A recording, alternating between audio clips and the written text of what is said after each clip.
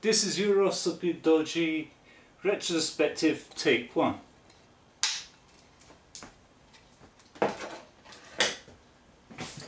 Hi, I'm Frankie Smales. I'm reviewing Urotsukidoji Legend of the Overfiend.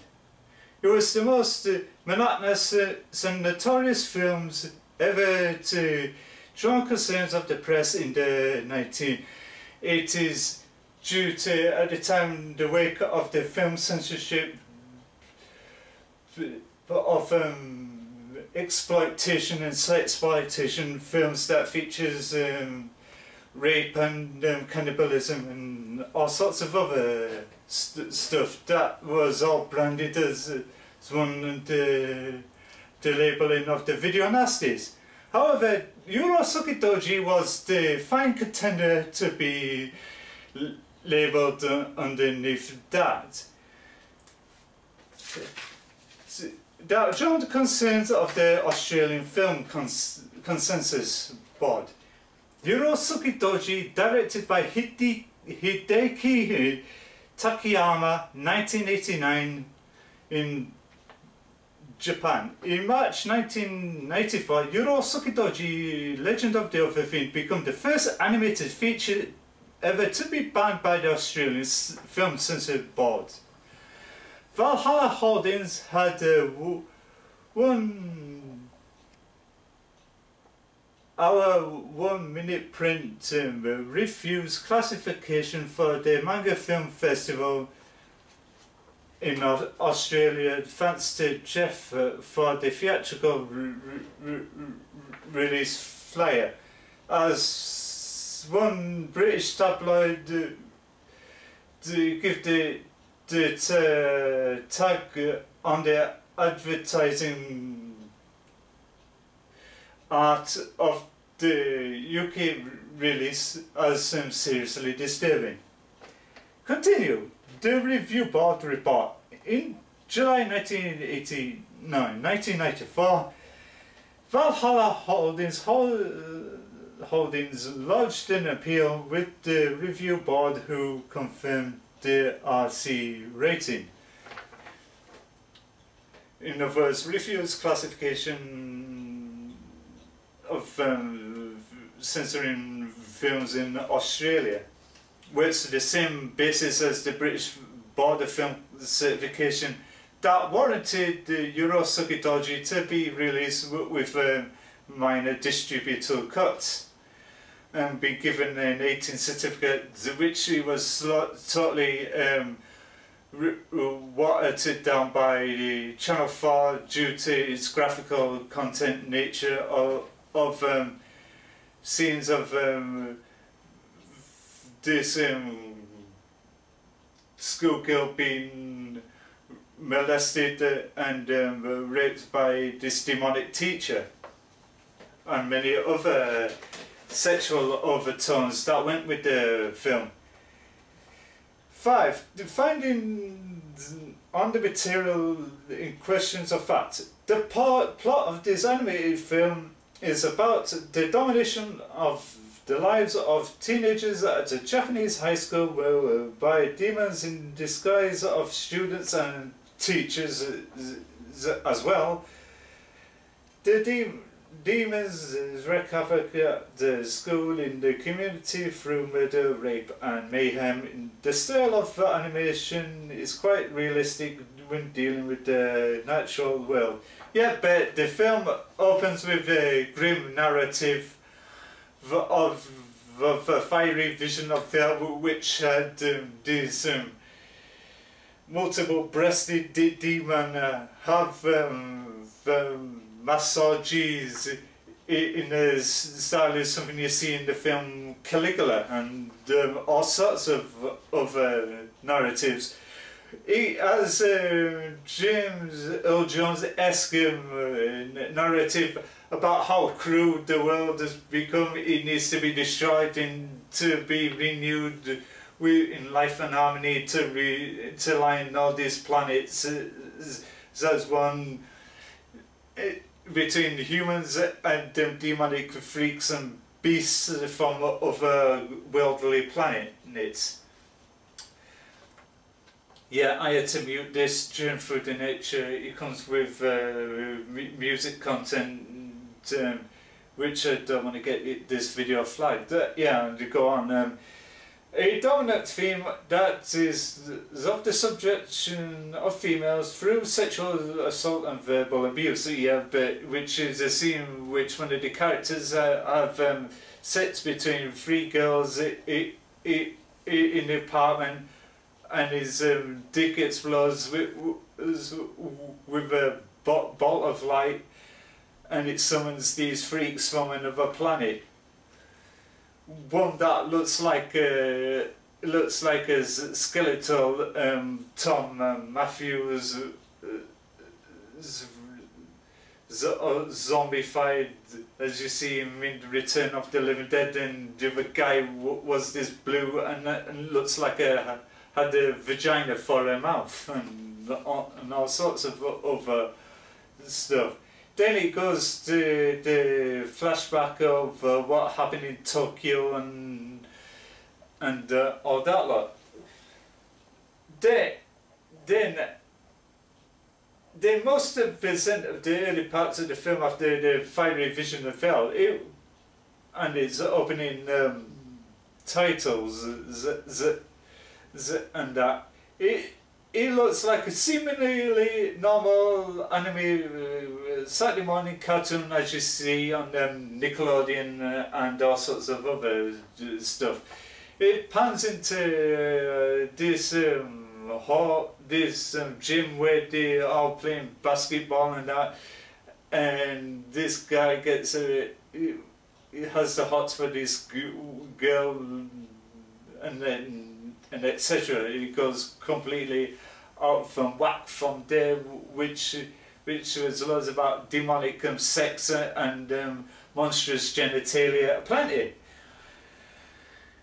The film has a high level of crude and assaultive language, and the camera frequently gratuitously focus on each of the female characters' genitalia, breast areas, yeah, like in the form of sexual exploitation in films and that. But which to many people find it quite unsettling and disturbing, to say the least, for a seemingly animated film, which was a first of a series of films that under the Urotsukidoji name tag. Then it branded into a TV series, and that, which the first episode were banned outright due to its nature and that. Yeah, and all sorts of other stuff that's highlighted in this printed out report about why the film was banned, was refused the certificate in Australia. Yeah, number 6, paragraph 4. These arguments were rejected by review board for reasons cited in section 5, paragraph 2 and section 5, paragraph 4.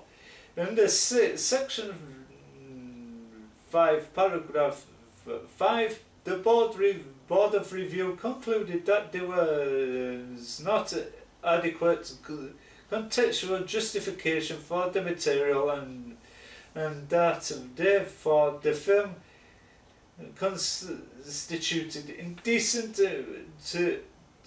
material under custom cinematograph films regulations, section 13, paragraph 1 under section 8. The same again on the costumes, highlighted that. The review board confirms the decision of the censorship board to refuse to register Legend of the Overfiend, but which people could still get it uncut from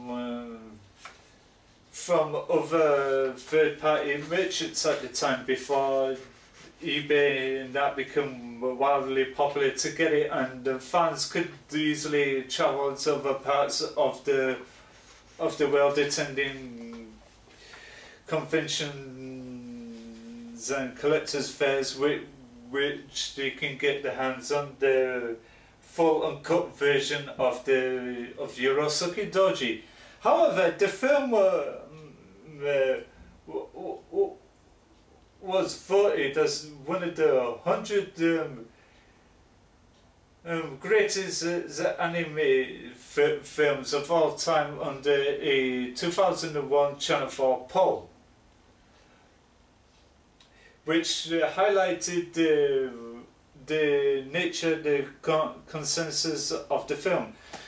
Yeah, I've seen some disturbing things in my time, but I never came across an anime film like this to get so much attention in the media due to its high level of sexual innuendos and sexploitation and violence. Everybody knows everything they're seeing in this film is completely, utterly fake, and etc.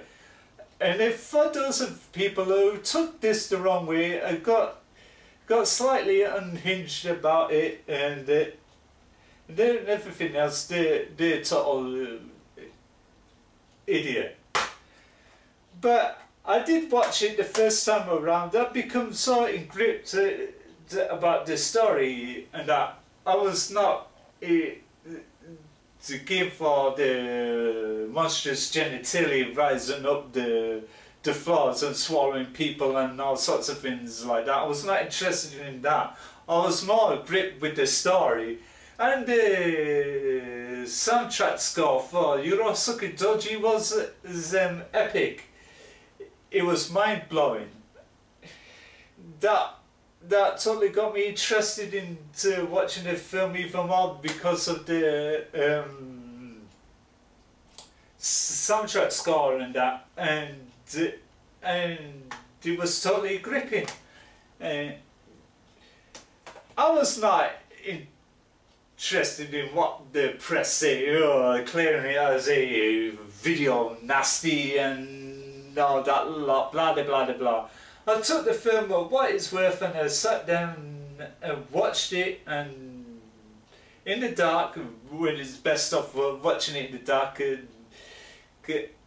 either by yourself or with a group of other people, probably on a Friday to Saturday night, getting rat asses out of your brain and wanting something edgy to watch, and etc. I think the film is still basically banned in Australia. I do not know, because I haven't seen any releasable the content of the film in Australia and that. But I did watch the following, the Legend of the Demon Womb or whatever. Quite frankly, I did not like that one bit, so I quickly turned it off after 5 minutes. I thought it would, no, I watched it all the way through, but I did not like the film, so I never ventured into watching it again. So I basically stuck with the first film because I want to keep the memory and integrity of the first film, and took it for what it's worth as a gripping masterpiece and all that sort. So yeah, it's highly recommended to must have if you're a big anime buff, or for those who like some erotic adult anime feature films to watch. And that's all I could say about Urotsukidoji in a nutshell. I must say now, it's highly recommended to get it from eBay and Amazon.com and etc. So I'm gonna rate Urotsukidoji a a 9 out of 10, and etc. because of the transfer and the treatment that they did to the DVD when I saw it on DVD, which was mind blowing and all sorts of that. And that's it. This is me, Frankie Smales, for the retrospective on Urotsukidoji and cut.